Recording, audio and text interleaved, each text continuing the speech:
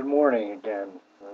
I am going to talk with you a little bit about Chapter 2, which is constitutional governance, and very important, basic, and fundamental idea behind how government operates. Every government, the national, state, and local governments like Harrogate or Tazewell, all of these governments have some kind of a document that indicates how those governments will be structured and why, and how they will affect one another.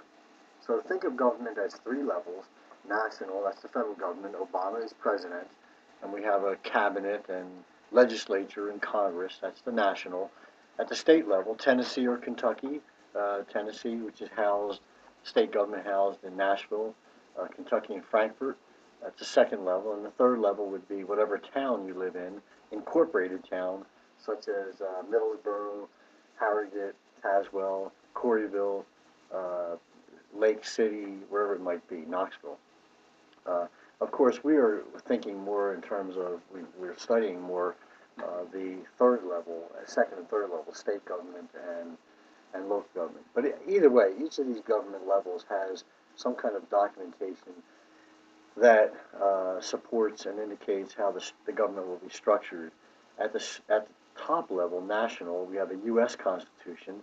There's a copy of it on hand in your documentations area at the beginning of the course, and I hope you'll click on the U.S. Constitution and take a look at it.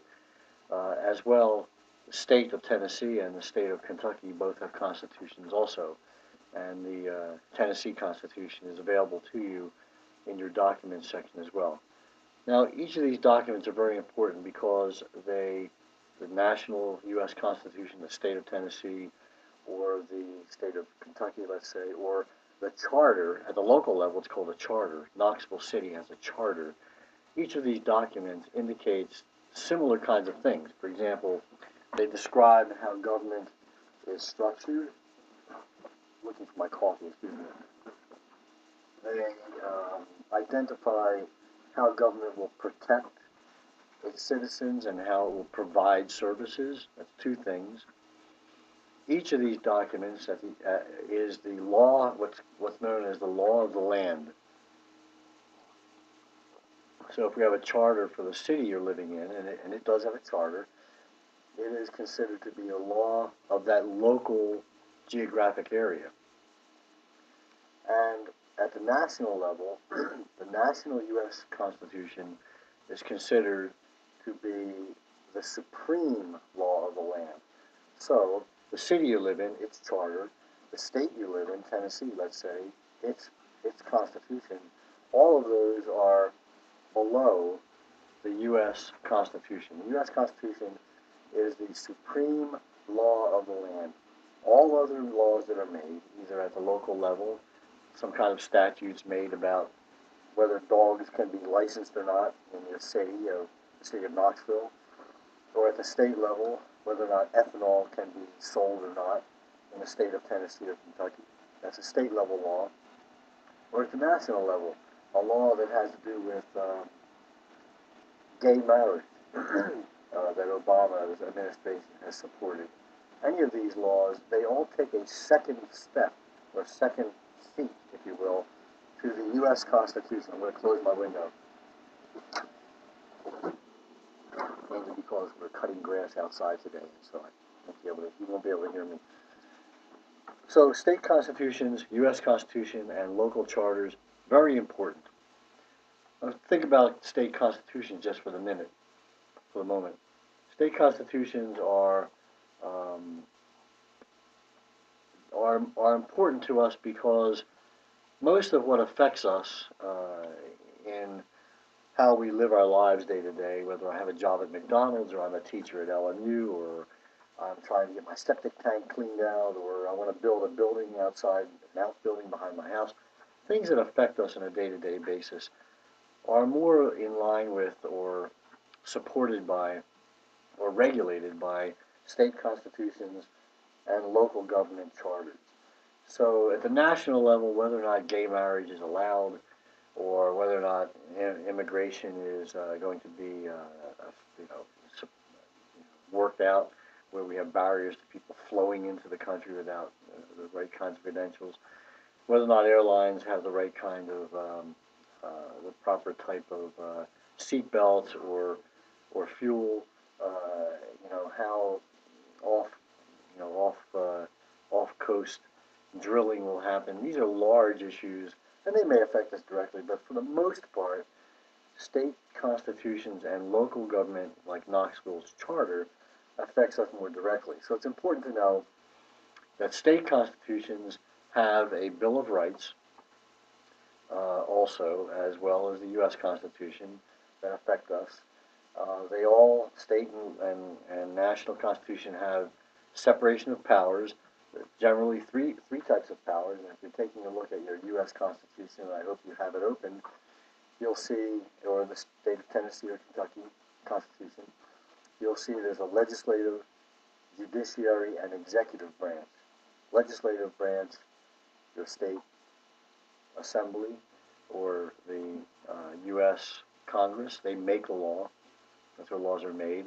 The executive branch, either at the state or national level, carries out the law. And the judicial branch of each of those levels determines whether the laws being made and carried out are constitutional. So these powers are separated purposefully, so that no one person or group is all powerful, and there's a check and a balance here, if you will.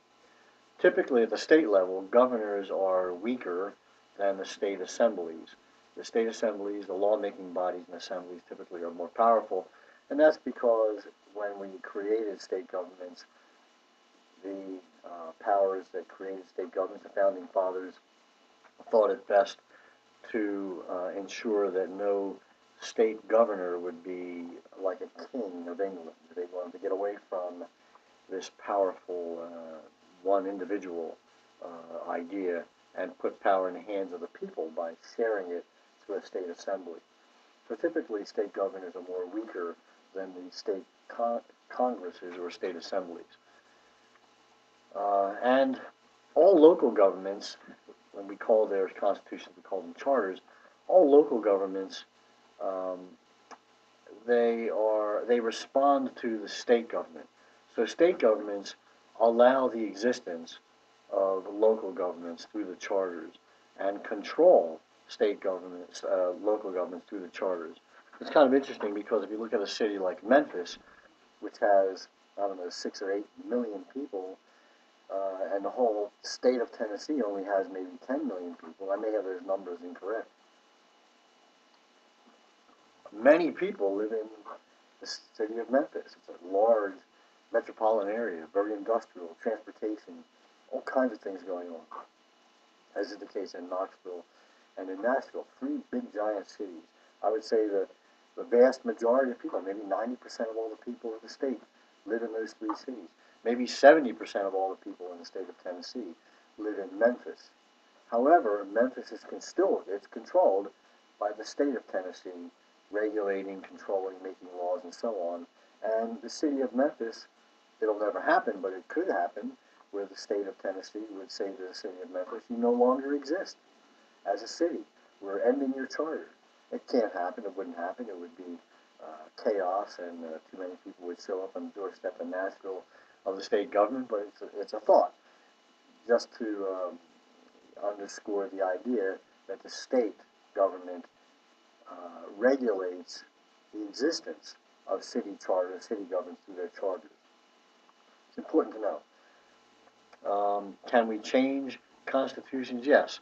If you look in the text in Chapter 2, you'll notice there are 3 ways to change how a city is chartered. And I want you to know these. I won't go through them here, but the legislative proposal starts in the city, in the state legislature. A popular initiative is a petition that's drawn up by a city that wants the or a couple of cities and many people who want the state constitution changed. And also through a constitutional convention, a state can change its how it regulates its cities and the people in it. Also at the state level, you have something called a Constitutional Commission, which is a gathering of very important political people who may recommend a constitutional convention or a popular initiative or a legislative proposal. Please take a look at these sections in the chapter and know how they are carried out. State laws can be changed as well. If we have a state law or lack of law, let's say the people in the state of Tennessee would like to regulate electronic vehicles. We see more and more electric vehicles. They're so quiet you can't hear them. My understanding is people who, they're a little bit dangerous because if people own them, there's no noise. You don't know, it's like a golf cart. They're traveling at a high speed, and some of them can travel at 70, 80 miles an hour now. Maybe there's a need for a law to regulate that some kind of a sound gets emitted from a electric vehicle. There are several ways to have this law created through an initiative which initiates from the people. We can have a referendum. A state legislature can refer this idea to the people and get them to sign on through a petition. Or sometimes, if it's going to cost a lot of money to create a certain kind of a law, there may be a bond referendum. Another way that laws can be relayed to the people for them to have the state legislature act. Also, some states have what's called recall. Wisconsin just went through a recall with Governor Scott, who won. In fact, he is a governor who is battling against large and powerful unions in the state of Wisconsin. The people of Wisconsin have the option in that state to try to recall a governor if there's enough signatures on a petition. The recall went through, there was another vote, and the governor remains governor because most people in the state want these unions that are very powerful to be less powerful. So take a look at the ins and outs of those methods of people speaking in the state of Tennessee, Kentucky, or any state, and understand how they are operated, because at some point you have to go through that test, as you know, and you want to make sure you understand these processes. Another idea to think about is the idea of direct democracy, representative democracy. As you know, in the state of Tennessee, we may have as many as 10 million people, 10 million residents. If we had a direct democracy, that would mean all of the residents would show up at the same time in one place and vote on things. Well, that's not going to happen. What we have in the states is what's called representative democracy, where we elect or, quote, hire officials to represent us in some place, Nashville, and make law that you and I want made. If after a number of years, and it happens to be 4 years, where representatives in Nashville are elected, if after a number of years we find that those representatives are not making law that you and I want, well, what do? We elect somebody else. We fire them, basically. And that's the beauty of democracy, representative democracy, is that you and I, we don't have to show up any place except to vote every once in a while and to keep track of what our representatives are doing. And that's the thing I think most of us are lax at doing, and that is keeping track of what representatives in the Senate and in the state Senate and the state assembly are doing. There are two chambers in our state government in both Tennessee and Kentucky. There's only one state that has a unicameral government, or one chamber, and that's Nebraska. All the other 49 states have two houses or two chambers, a Senate and a House of Representatives. And they all show up in the state capital. If it's New Jersey, it's Trenton. If it's Pennsylvania, it's Harrisburg. If it's Tennessee, it's Nashville. Kentucky, Frankfort. Then they're supposed to do our beckoning and our call. As I say, if they don't, we re-elect somebody else. Take a look at that on page 54 and 55 in the text. Very important information. Also, take a look at redistricting. Very important information as well. Redistricting is the idea that sometimes we, by population, have more or less people in one district in a state versus another. You're going to have to go in and check the idea of redistricting. We'll talk about this again when we get to chapter 3. But it's very important to understand that sometimes populations shift. Like, for example, there might be less people in Knoxville and more people in Scott County or Claiborne County, which are rural. Well, that would mean we'd have to have more representatives in those rural districts than we do in Knoxville. And the reverse may be true. Maybe we find out after the 10-year annual federal census that more people are living in Knoxville and Nashville than there were in some of the rural counties. So we have to redistrict or reapportion the number of representatives that represent the populations in those districts. There's also a discussion in the chapter about term limits. You want to take a look at that. Why do we have term limits? Why not just allow representatives to represent us forever? The main reason is our founding fathers believed 200 plus years ago that being a state assemblyman or state senator or a federal senator or House member, these aren't full-time careers. They're not supposed to be. These are positions that are held for a period of time, and then we want new blood periodically. So many of the states have opted to have term limits, and Tennessee is one of them. So read up on term limits and take a look at page 63, table 26. You'll see where most of the states' term limits processes sit. Also in your notes for the chapter, there are two URLs or locations on the web. One of them is termlimits.org, and then there's law.cornell.edu, which speak about the idea of term limits in more detail. Thank you very much, and see Chapter 3 video as well.